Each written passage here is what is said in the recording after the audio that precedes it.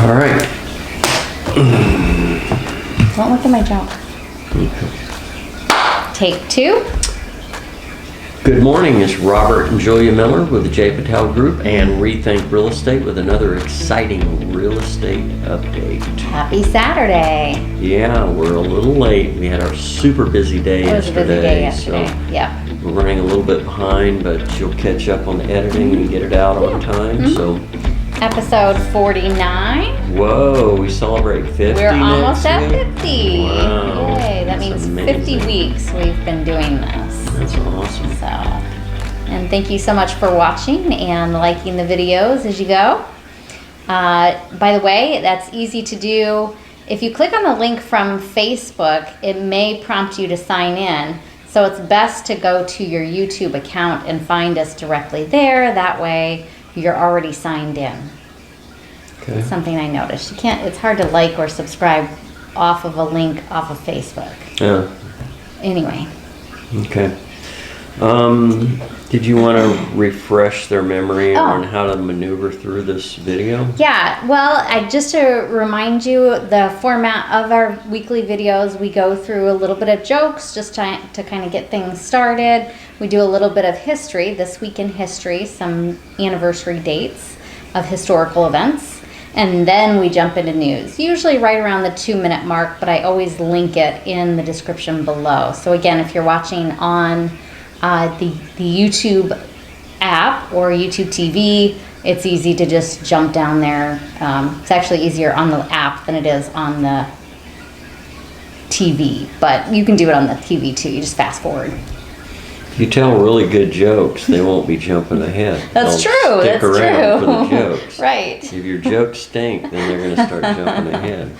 So are you ready for my joke? I'm ready. No pressure. Okay. So why did the rooster go to KFC? Sounds dangerous place for a rooster or chicken to go, but okay. I have no idea. He wanted to see a chicken strip. Wah, wah, wah. That's a good dad joke was a right good there. dad joke, All right. yeah. All right, you may stick around for that one. All right, You got a good one? I think so. Okay. In 20 years, when the kids ask me about the legendary 2020 toilet paper shortage, I'm going to tell them we had to drag our butts across the lawn, in the snow, uphill, both directions, while dodging murder hornets. Wow. Oh my gosh. That's a little gross. Yeah, you know how legends grow. All right. right. We'll jump right into news then, I guess. No, let's do a little history. Oh, history. I'm sorry. Yes, history. Yeah. All right. In 1998, October 7th, the U.S. government files an antitrust suit against Visa and MasterCard. Uh-huh. And this affected equal playing field with other cards such as Discover and American Express. Yep.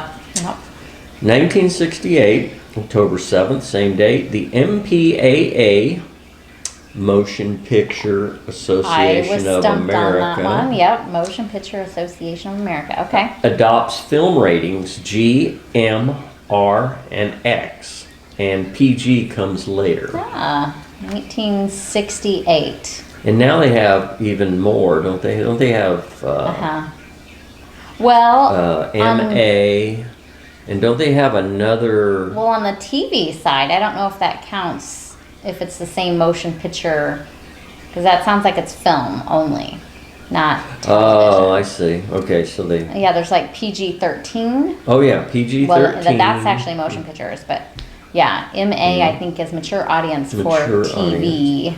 For TV, that's right. Okay. Yeah. Anyway.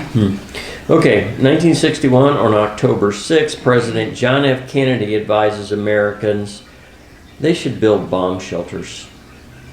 That would be a very scary announcement coming from the president, coming from anyone. What the President of the United States announced. Yeah. You should build bomb You shelters. should build a bomb shelter in your backyard. Wow. 1957, on October 8th, the Brooklyn Dodgers baseball team announces a move to Los Angeles. Wah, Wah, wah, wah, wah. And the city of Brooklyn is still pissed. They are still mad about Sorry, that. Dodgers fans. But historical baseball fans usually don't like this factoid. No, especially Brooklyn residents. Especially Brooklyn. Also in 1957, on October 4th, the Soviet Union launches Sputnik 1, the first man-made satellite. That's awesome. By the way, they were called the Brooklyn Trolley Dodgers. Originally. They were the Trolley Dodgers. Trolley Dodgers, yeah. And then, yeah, that was a derailment. I'm sorry. Went back. Okay, finally, 1915, Dinosaur National Monument covering Utah and Colorado is established October 4th. That sounds neat to see. Yeah. Add it to the bucket list. Colorado had quite a bit of, Utah I knew had quite a bit of dinosaur bones found. I didn't realize Colorado did. And Arizona had some. Mm-hmm. We had Sarah, the Brontosaurus, I believe, was one of the famous bone collections found. Sure she wasn't a Tyrannosaurus Rex?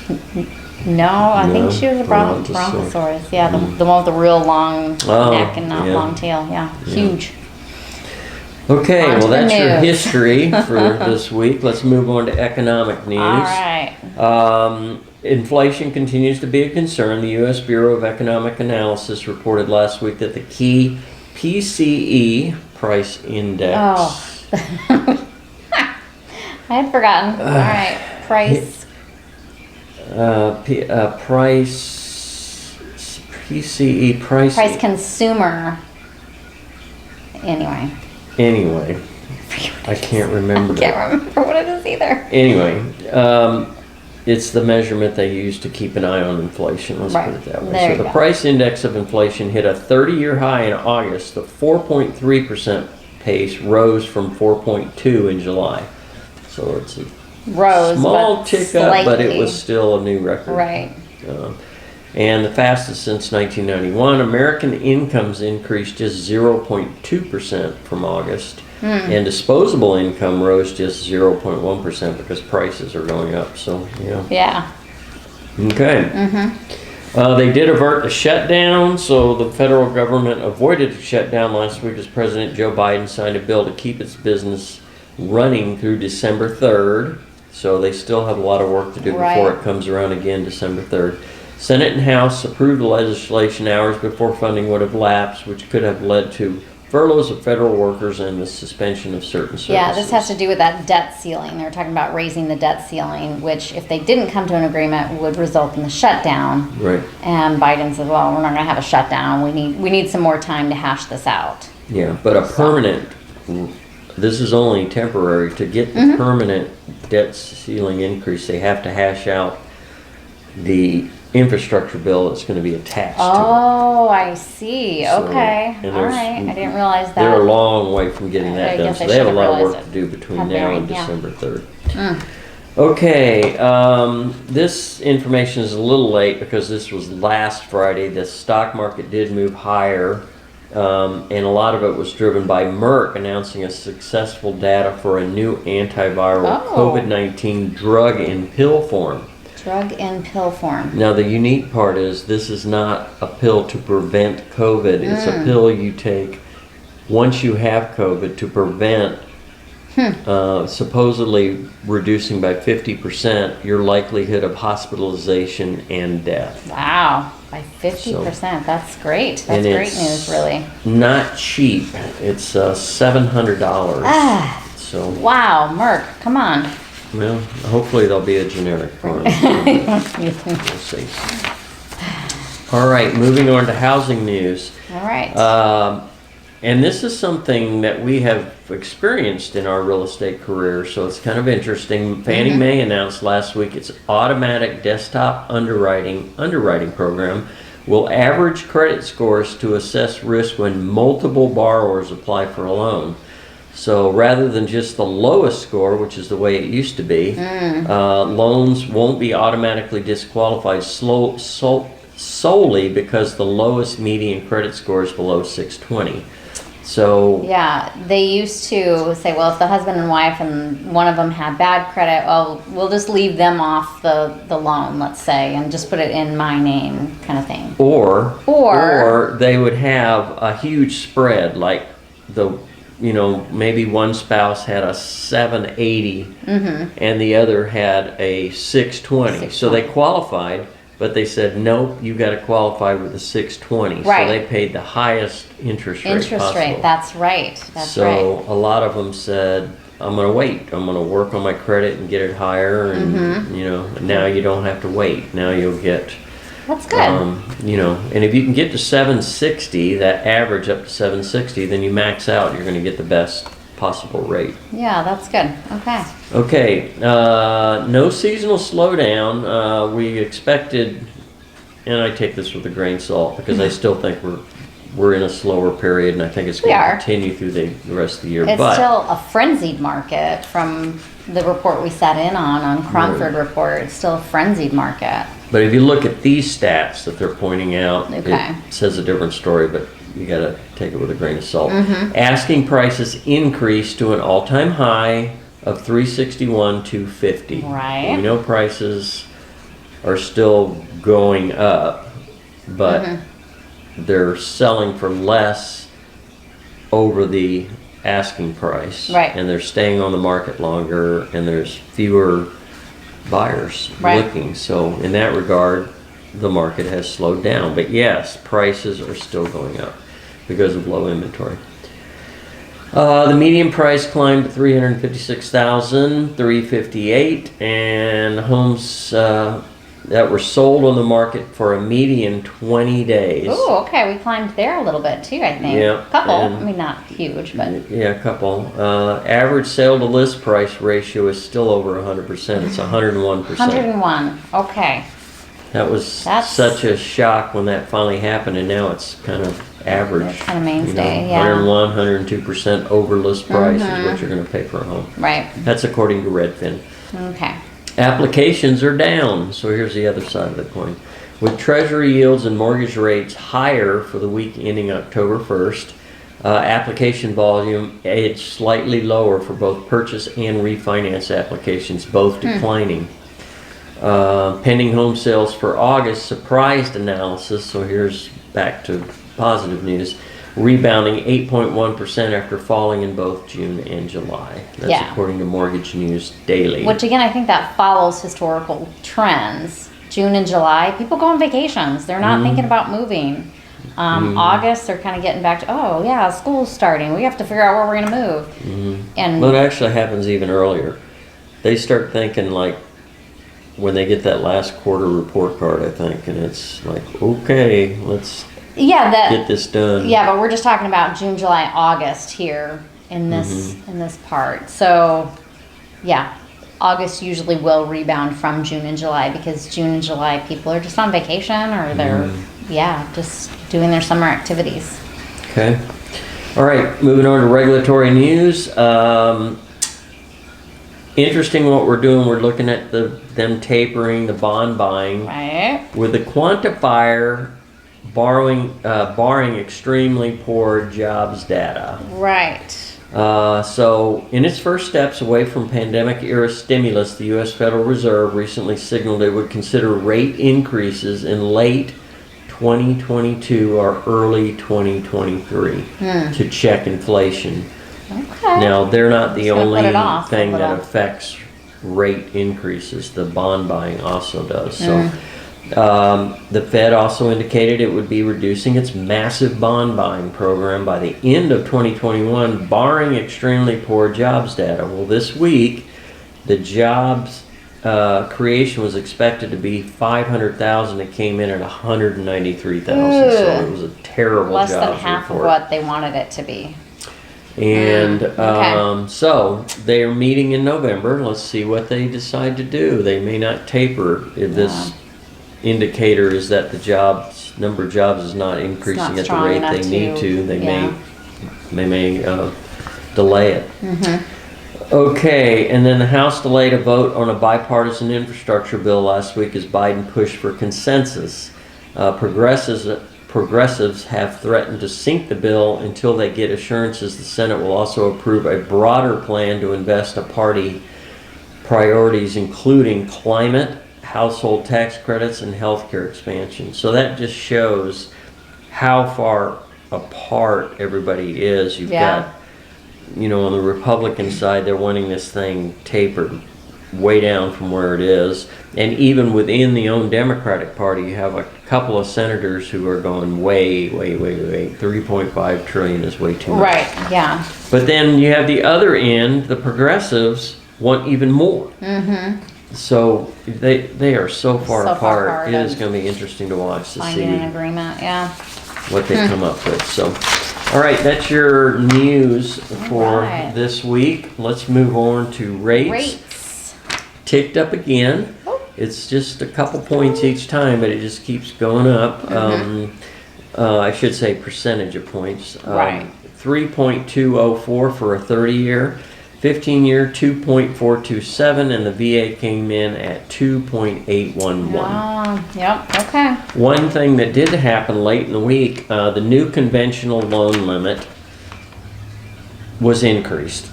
Yes, it was. And I cannot remember whether it was 625,000 or 675,000. 625. It is 625? Yeah. Now I heard something about a 675 amount, and I'm not sure what that is.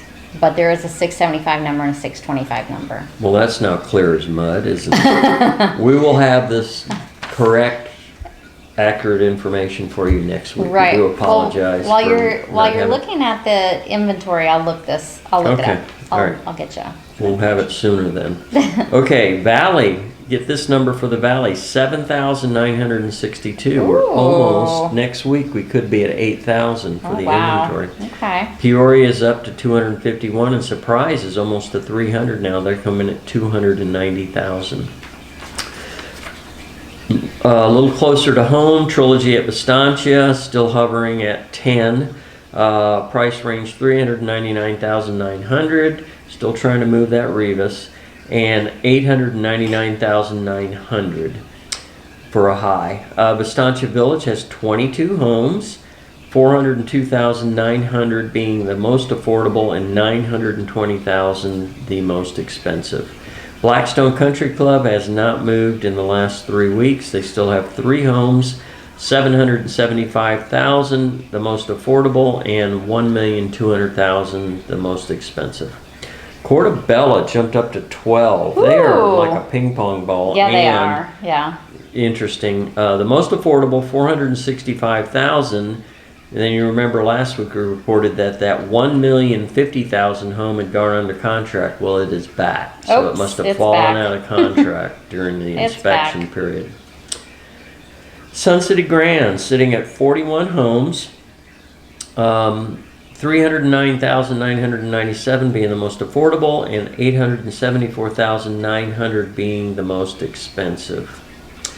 Sun City West sitting at 47 available homes, 189,900 the most affordable and 695,000 tops the list. Finally, Westbrook Village, there's 5 homes available. Saw a really beautiful Westbrook Village home today on the golf course. Very nice.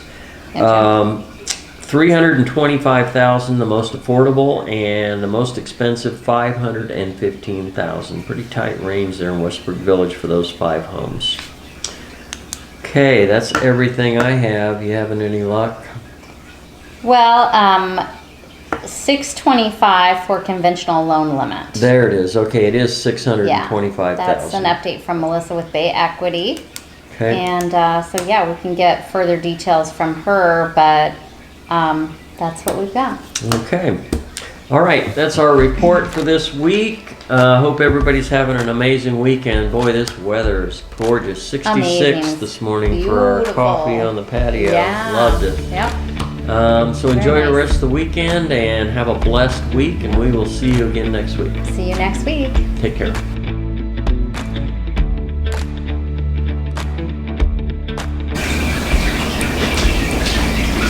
And away we go.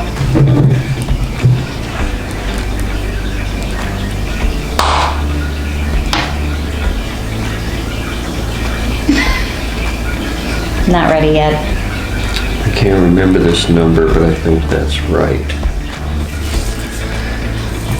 All right. Don't look at my joke. Taped.